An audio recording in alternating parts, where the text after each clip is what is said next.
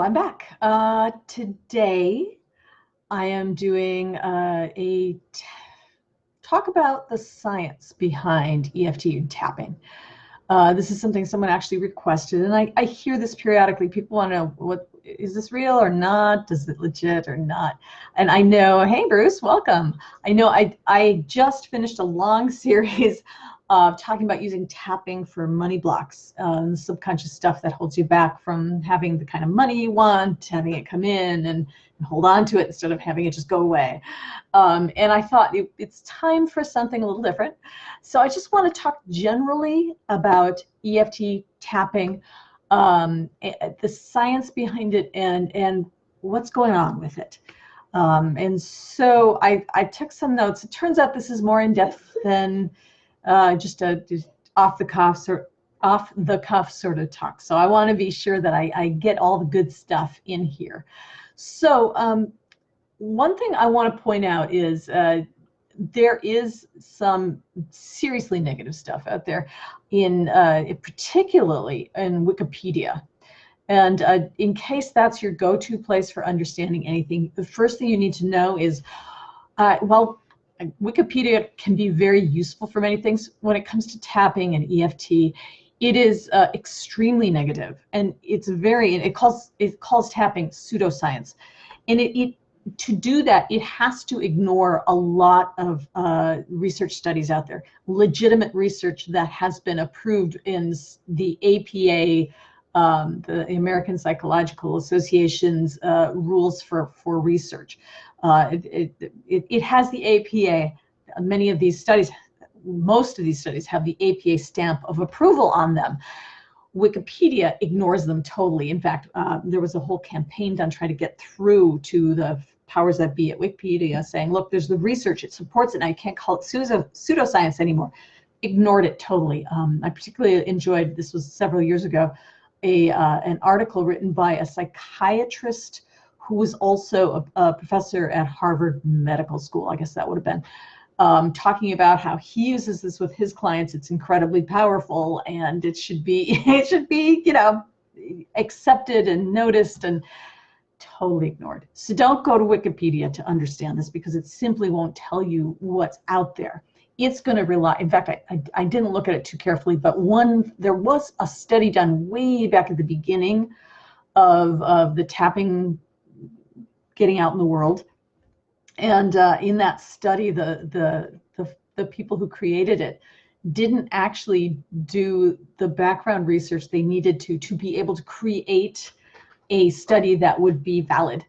And what they did is they had the tapping points for the regular one, and then they had some I think they called it pseudo tapping points. And this is where they just made up some points. You tap on your arm here and something, whatever. But the problem with what they did is that the tapping points that tapping uses are tapping points where energy meridians, these lines of energy that run through our body, come up near the surface. Okay, and so they're used in acupressure, they're used in acupuncture, and where they come near the surface, those are the places where you use them. And tapping uses, I don't know, anywhere between like 9 and 17, or maybe even a few more, depending on who you're following to do the tapping. But those are just a few of the points on these energy meridians. And so when these people created the study, they used tapping points that they'd made them up. They thought they weren't tapping points, but in fact they were on these energy meridians. So if you tap on those points, you're actually doing tapping as well. But then, so their results looked very similar between the tapping and the pseudo tapping. But in fact, both versions were tapping, and they were getting good results. They called it, oh, this is just the placebo effect. Well, I'm a big fan of the placebo effect. You mean that in a third of the cases, just believing that you're going to make a difference makes a difference, like a measurable scientific difference? I think that's fantastic. But anyway, besides that, the thing is that the study was fundamentally flawed, and to keep relying on it is to ignore exactly what tapping is and what it's based on. And so don't go to Wikipedia. That's my really long rant against Wikipedia, which I like in many other ways, but it doesn't work for tapping or EFT. Okay, so let's get into this research into EFT and tapping. There's actually quite a bit of it out there into the effectiveness of tapping. And by tapping here, okay, I'm going to, usually when I'm talking about tapping, I'm talking about a form of tapping on acupressure points that's known as EFT, which is short for emotional freedom techniques. Much of the research is EFT, and much of it is also something called TFT, or thought field therapy. TFT is basically the parent of EFT. TFT is more detailed. It gets into more specific patterns of the ways to tap. EFT has the same pattern that you tap over and over again until you get results. And EFT came out of TFT, but they both end up tapping on the same points, just maybe in a different pattern. Anyway, the research out there can be on TFT, it can be on EFT, it can be on both sometimes. You're going to primarily find research in the field of mental health, into the effectiveness of tapping. Some of those early research studies were done on phobias, because it's very easy to measure phobias, and are they. So I remember one study being a picture of the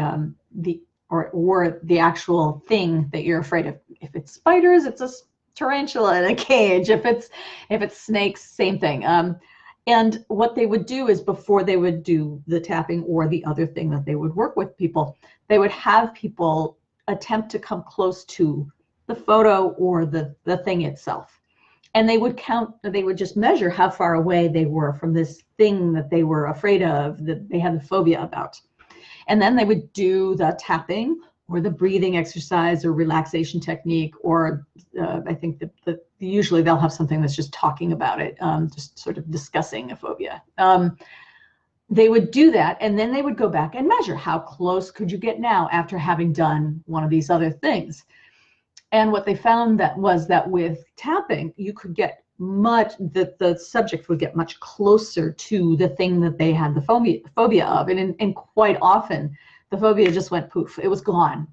And now this kind of freaks me out. I don't think of myself as having a spider phobia, but the idea of people actually taking the tarantula in their hand and petting it was like too much for me. But they would have examples of that.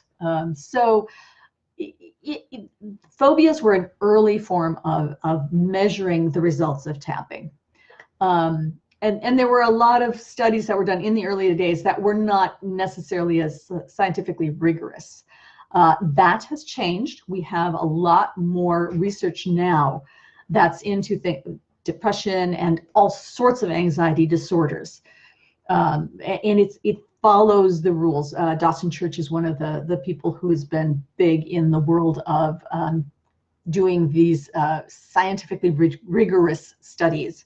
I think Peter Stapleton in Australia also. Currently, she's doing a lot of very interesting research as well. Anyway, so they're doing the research into depression and anxiety disorders, and they often compare tapping with cognitive behavioral therapy, which is considered the gold standard of therapy these days. Having been a therapist, I can speak a bit to this. I'm actually quite a fan of CBT. If I had not discovered tapping, I would have been full in on CBT. The basic idea of that is you change the way you think about something, and that changes the way you feel. Okay, so if you change the way you think, you can change the way you feel. And it sounds great. And it has a fair amount of research to support it and its effectiveness. I don't know who the folks were driving the CBT research, but they did a great job, and they got out there early and often getting the research to show that it's effective, which is great. However, I got to tell you, my experience in the therapy room was that tapping is more effective on two dimensions. One is it seems to go faster. I mean, you can tap on some things and the problem can go away pretty quickly. It also seems to go deeper. With CBT, quite often you have to practice the way you think about something, so you can automatically start thinking that way, or it's not automatic, and you have to keep practicing it so that when the problem comes up, you can change the way you're thinking about it every single time. What I found with my clients with tapping is when we had tapped and released whatever it was that was causing their emotional reaction, it didn't come back. They didn't have to keep tapping every time they were having afraid to go on an airplane or were feeling depressed. I mean, it just, they released it. It's amazing. Anyway, so what those research studies showed when they were comparing tapping with cognitive behavioral therapy and the what's the word? People who didn't get any actual therapy. How can I forget that? Anyway, the 3 different versions, what they found was that over the one that where you weren't getting any actual therapy, cognitive behavioral therapy and tapping often came in pretty much neck and neck. They were equally effective. Often, tapping was more effective.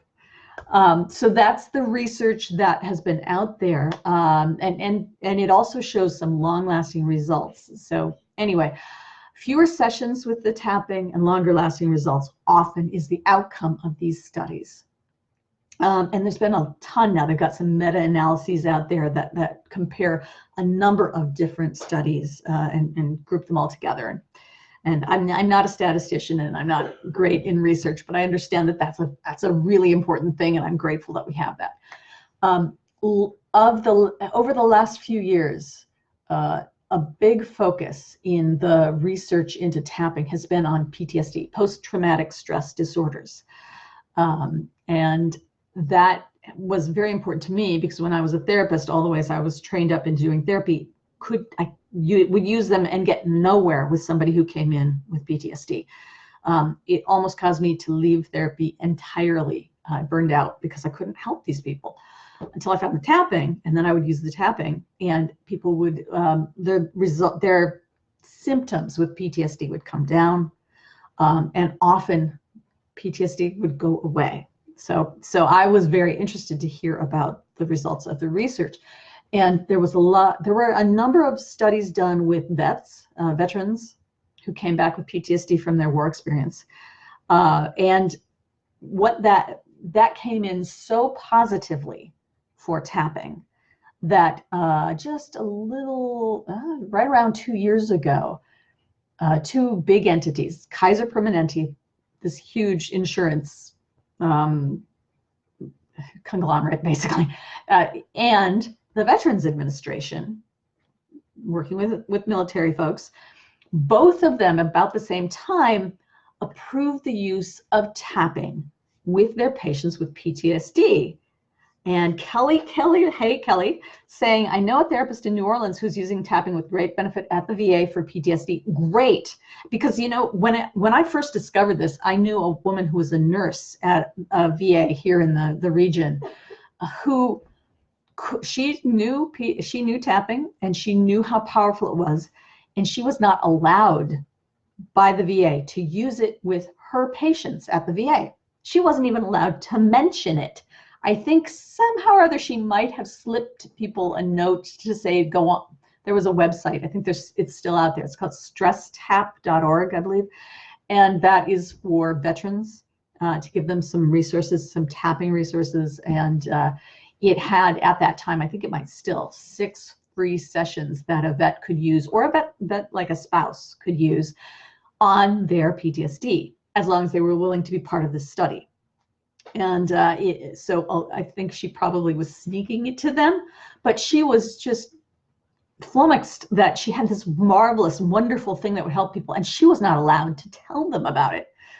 So it was great when the VA came through and said, okay, this is an approach that will allow you to use with the vets. There is another level at the VA where it's not just allowed, but it's promoted or something like that. I have not heard that EFT has reached that level yet. Hope so. People are working on that. But just the fact that it's approved for use with both Kaiser Permanente and VA folks who have PTSD is a huge, huge sign of the fact that the research is coming in strongly in favor of this. And I now understand that other insurance companies are allowing it with their patients too.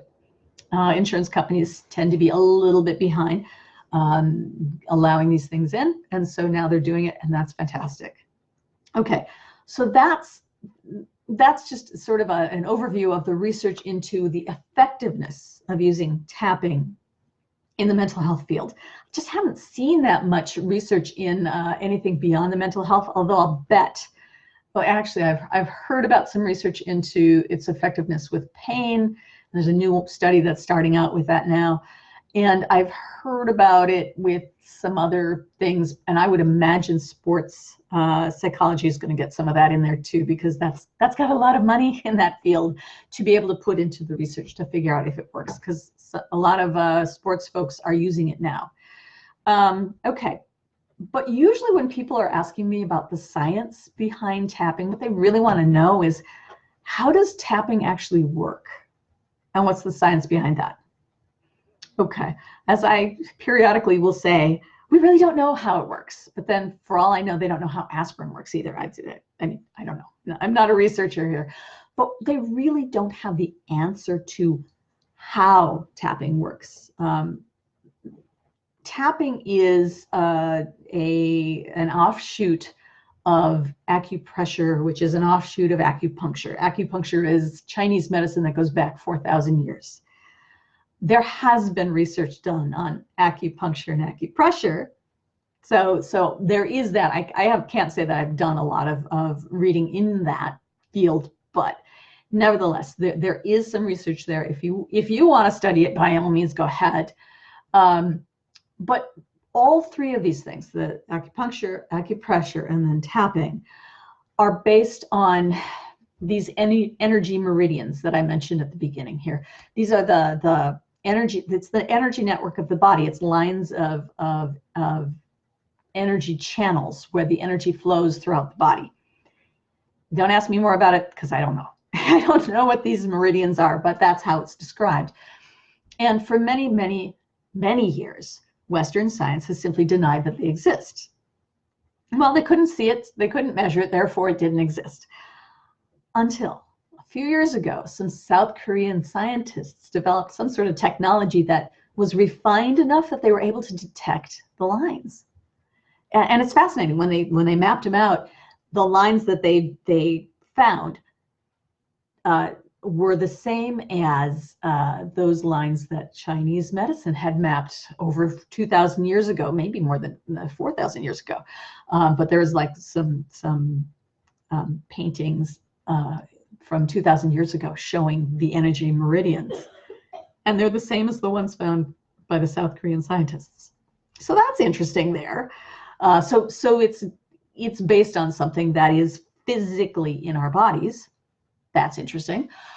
For me, what has explained how tapping works the best is a couple of studies that you put together and you get an answer, for me anyway. One of the studies looked at acupuncture points and using the acupuncture with the needles, right? And it showed that when you manipulated with these needles, some of these acupuncture points, it in effect sent a message of safety and calm to the amygdala, or the mid part of the brain, which is interesting. So now the amygdala is where the fight or flight response gets triggered. It's where our emotions basically get started, if I can put it that way. So you're sending this message of safety and calm back to the amygdala, and that, and I should add, there's another study that shows that when you manipulate these spots, not with the needles, but with tapping or rubbing, same spots, you can get the same reaction of that safety, that sense of safety sent to the amygdala, or the mid part of the brain. Okay, so that explains to me a lot about how the mental health issues are changed and fixed with the tapping. So if you think about, especially anxiety disorders, so if you think about those phobias that I was talking about, if you see the picture of the snake and you start to get very afraid, some part of your brain is saying that's not safe, even though, you know, probably your logical brain is saying it's just a photo, it can't hurt me. But some part of you is reacting with that overwhelming fear of a phobia. Now, at the same time you're seeing the picture, you're sending in a message of safety and calm. Hey, dude, relax, chill, it's okay, to your amygdala. You're interrupting that fear response, that, oh my goodness, this is going to kill me reaction to the photo. And what happens when you do it right with a phobia, if you tap and you release all the causes of the phobia, you actually interrupt the trigger with its response. The trigger is the photo of the snake, or the motion of the snake, or the sound of it, whatever your trigger is or triggers are. You interrupt it so that now you can have the trigger and you don't get that terror response. And the thing is, once you've interrupted it, it doesn't go back together by itself. Now, you could, run into a snake in the forest and have have a rattler rear up its head, and you can create another phobia. That's fine. I'm not saying it goes away for good, because it will never happen again. But you have to have some external event happen to make it happen. I hope that made sense. Anyway, so that explains how an anxiety disorder can be changed. So if you've got PTSD, you've got the trigger of a loud sound having you react with the fear startle response, and now you tap on that loud sound and maybe the memory around when it got created, when the PTSD happened, and you release all the stuff that led to the PTSD. You interrupt that loud sound trigger with the startle response. It doesn't go back together again. And if you don't have any of these responses to your traumatic signals, you don't have PTSD anymore. It's fascinating, and it's a wonderful thing. So it explains to me extremely well how tapping can work in the mental health field to really change what's going on there, and get rid of, if not certainly lower, but possibly and often even get rid of some of these mental health diagnoses. They just go away. Now, one more thing to add into this research piece here. There was a research study done, I don't know how many years ago, but not too long ago, that showed that with tapping, and I believe this was specifically EFT type tapping, the tapping lowered cortisol levels. Cortisol being your body's main stress hormone. It comes out when your body needs to deal with stress. Okay, so your body releases a bunch of cortisol. Then that's great when you're being chased by a bear in the woods. It's terrible though if you're constantly in a state of elevated cortisol. Okay, because that's not good for your body. So the research showed that the tapping lowered those cortisol levels significantly more than other interventions. And I'm going to come over here and read a little bit about this, just a description of this study. It says, the normal rate of cortisol decline is 14% over the length of an hour. The first group, which was the tapping group, demonstrated a 24% decrease in cortisol levels, while the second and third groups showed only the standard cortisol reduction that happened with time passing. I believe the second and third, I don't know for sure, don't hold me to it, but I think the second and third were breathing exercises and CBT, cognitive behavioral therapy. So those were no better than time for reducing your cortisol levels. The 10% improvement in the tapping group is statistically significant, which is something that they're looking for in science. I can't describe it very well, but it means, just a little bit of a difference that could have been just noise. But when you get it up to statistical significance, then you're talking about something that they can attribute to the thing that you're measuring. Okay. So exhibited lower levels of psychological symptoms, including anxiety, depression, and others, as measured by a specific assessment tool. So now you've heard it. That's the research into cortisol levels being brought down simply by tapping, and it's fascinating. I heard the fellow who was the lead researcher in this, Dawson Church again, was talking about this study, and as he was explaining it, he got the results back from the lab, and he looked at them and said, "No, that can't be true. That can't be right. That's too quick and too much." And he asked them to do it 2 more times before he would believe that actually was the result. So anyway, that supports that whole idea of tapping or acupuncture or acupressure, lowering, going to the amygdala and giving that calming reaction. And you see it in the body, in the blood levels of cortisol. Okay. Now, I have to say, I haven't seen any direct research on what I do, which is using tapping to release old programming or the subconscious rules. So I use tapping to get rid of the subconscious causes for action or inaction in my clients. I'm a procrastination coach. People procrastinate doing something they're supposed to do or they want to do. What's going on there? If it's not just basically, I'll do it tomorrow, which, you know, if it's just a little bit of procrastination, no big deal. But I have had clients who would procrastinate taking the actions that were going to give them their ideal life, what they've been dreaming about for years, and they knew what to do and they knew how to do it, and they could not bring themselves to do it. So I use the tapping to figure out what is that subconscious rule that's getting in the way, and then release it so that they can then just go ahead and take the action. And it's a beautiful thing when it happens. Like I tell you, with my clients, when I see a client and they quite often very quickly release whatever it was that was holding them back, and now they almost forget that it was so hard to take the action before. It's fun. It's wonderful. Anyway, what am I talking about? Oh, the research behind that. I don't have any research that I can point to that goes to directly this kind of, they call it different things, negative self-talks, negative beliefs. I call it old programming or subconscious rules. But if you think about it, that safety and calm, going to the amygdala, that research makes sense for what happens with my clients. So let me give you some examples. Often there's a very obvious stress response when my clients try to actually take action. So I've had clients who were stressed out about the idea of public speaking. I had a client who would shake when they had to talk to a group. I had another one who would have their thinking, their logical brain would sort of shut down when they were in a group scenario and they were supposed to talk. And that's part of the fight or flight response, actually. Anyway, so you can see that they're obviously stressed out. I mean, they're describing it as almost a physical. Sometimes it is a physical and sometimes it's mental, but it's mental because that's that physical part of the brain shutting down. Okay, and they can point to that, say, look, that's what happens to me when I get triggered here. And so if you're in front of a group and you're talking and you start to shake, we can tap on that and release it. And then you're no longer shaking. Well, what's happening there is probably that the trigger.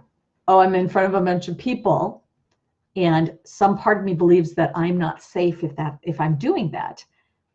That's the trigger is the being in front of a bunch of people with the rule that says that's not safe, right? And the reaction is the shaking. Now we send in the message of safety and calm to interrupt that, and now it's okay. You're safe. You're calm when you're in front of the audience, and you no longer get the shaking happening. Same thing with the thinking straight. You know, you're okay. You're safe. You can think. You can access the logical, rational part of your brain.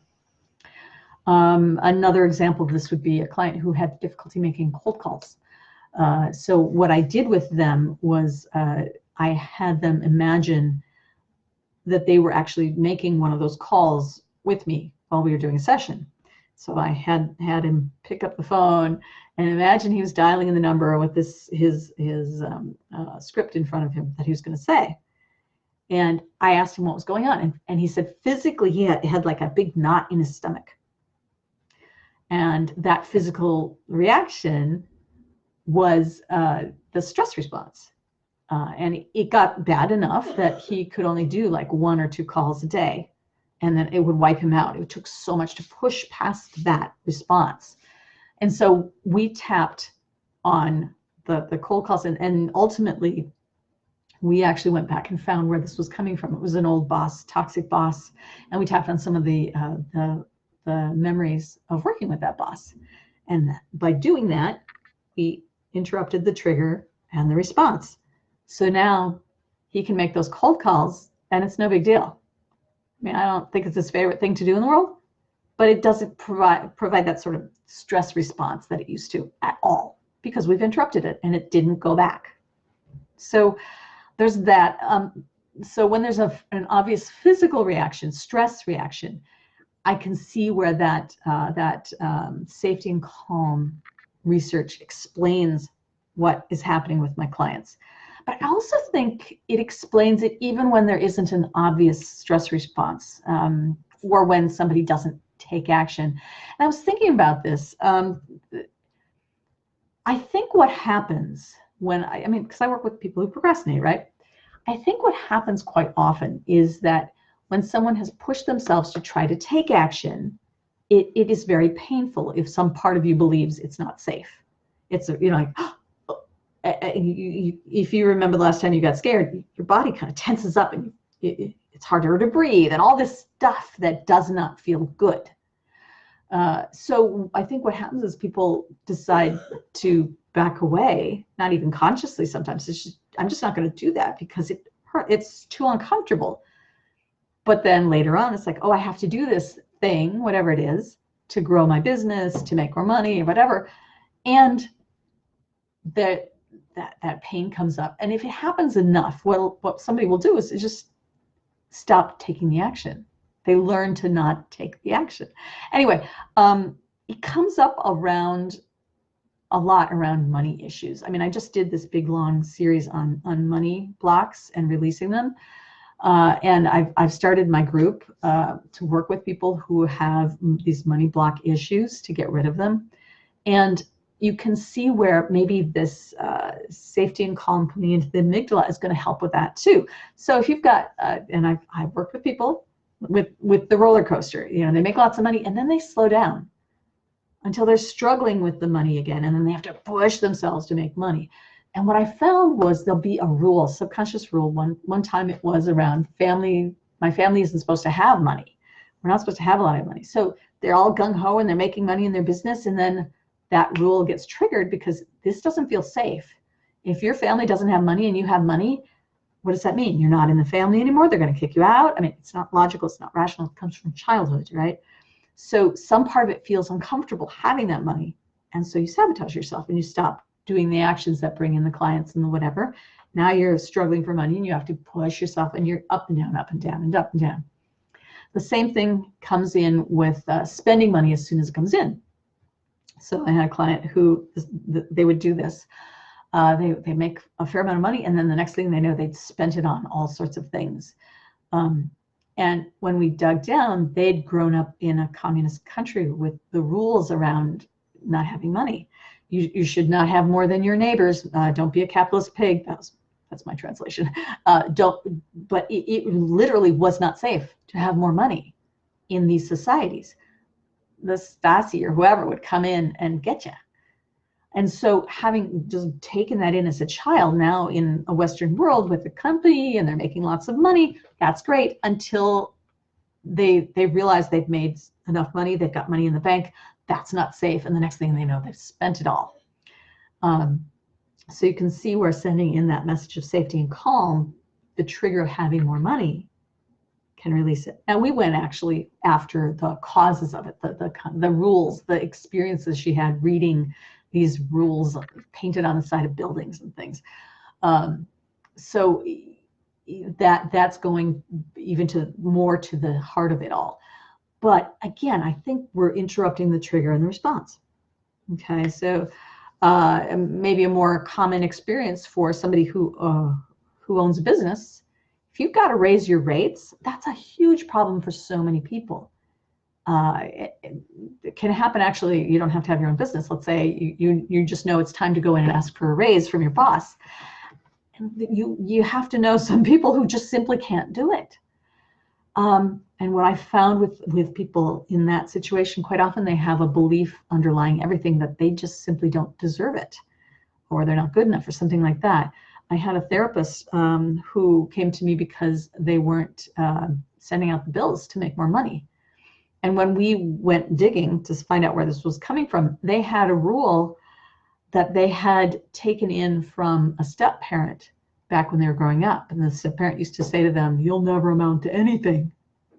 Well, now, logically, rationally, they had decided consciously they're going to prove them wrong. And they had created this great therapy practice it was actually thriving. But because they weren't sending out the bills, they weren't getting paid, and their bank account wasn't amounting to anything. Because if it ever started to amount to anything, that rule would get triggered and they would feel such discomfort from it. So we had to go in and tap on those old experiences with the step-parent to release it. And then that was fine. Then they could go out and send out the bills and have the thriving practice they were meant to have.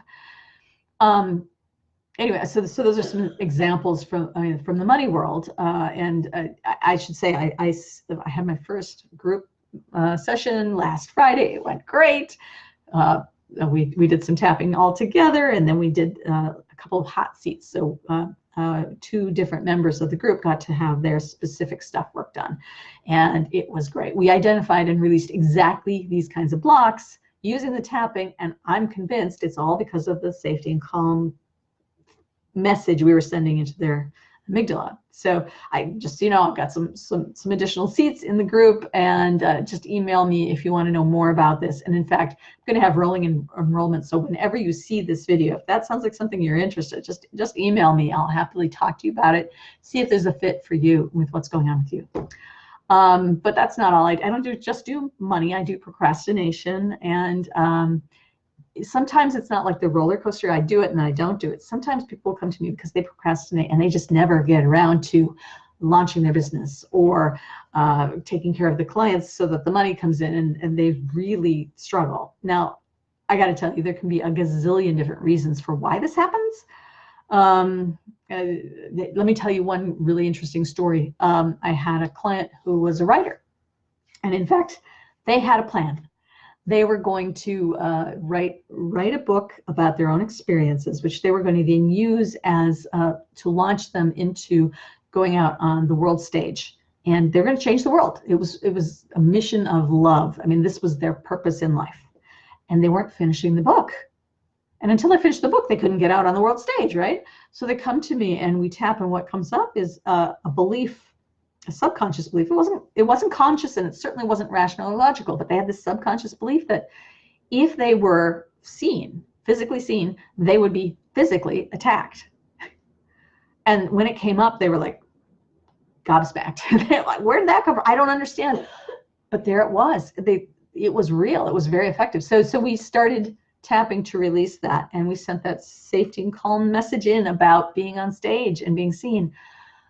And then they could let go of this fear that had kept them from doing their writing. They were doing everything but the writing. Then they could go in and write their book. I also had another interesting situation where a client came to me because they were sabotaging themselves. And actually, they came to me because they were procrastinating. They would do these big projects for companies, but then when it came time to bring in the inspectors from the country to make sure that it passed muster, it passed inspection, so that the companies that hired them could get going with their sites that had been created, they were really not reaching out to set up those appointments, set up those inspections. And they're like, I don't know what this is all about. Well, as soon as we started digging, what came up is they'd had a number of times where the inspector came out and they met with the inspector, and then they got into a big fight with the inspector. And it was like, what is that all about? So what in fact had happened was they had been procrastinating because some part of them was like, no, because we know what will happen as soon as you get in there with the inspector. You're going to have a big fight and throw a monkey wrench in the whole works and slow everything down. And so instead they weren't reaching out at all to the inspector. So we tapped and we found out where this was coming from. It was all around authority from childhood. And we tapped and we released that, and we sent in it's okay. It's just because they're an authority doesn't make them bad people. You don't have to respond to authority figures with hostility, like being a teenager, basically. And we interrupted that, and it was okay. All right, so that's a lot of stories about the ways that I think this research shows that tapping works in the situations where I'm using it with my clients. And I wanted to let everyone know about the research for for the effectiveness of tapping, which again is primarily in the mental health realm. But as far as I can tell you, I think it works in both mental health realm and in the kind of work that I do, and many other types of ways that tapping gets used, because it does send that message of safety and calm to the amygdala. I think that's what's going on here. Anyway, that's about as far as I can go with this. But if you want more details about EFT tapping and research around that, I got a couple of great places you can go. There's a very accessible video put out by Alina Frank and Craig Weiner, who actually were trainers that I learned tapping from. And they're great. They put a lot of effort into this, and the community came in and supported them in creating this video to explain the science of tapping. And so if you want to know about this, go to scienceoftapping.com. So that should get you to where you can get your hands on that video. And there's no underscore, it's just science of tapping, like it's one long word, .com.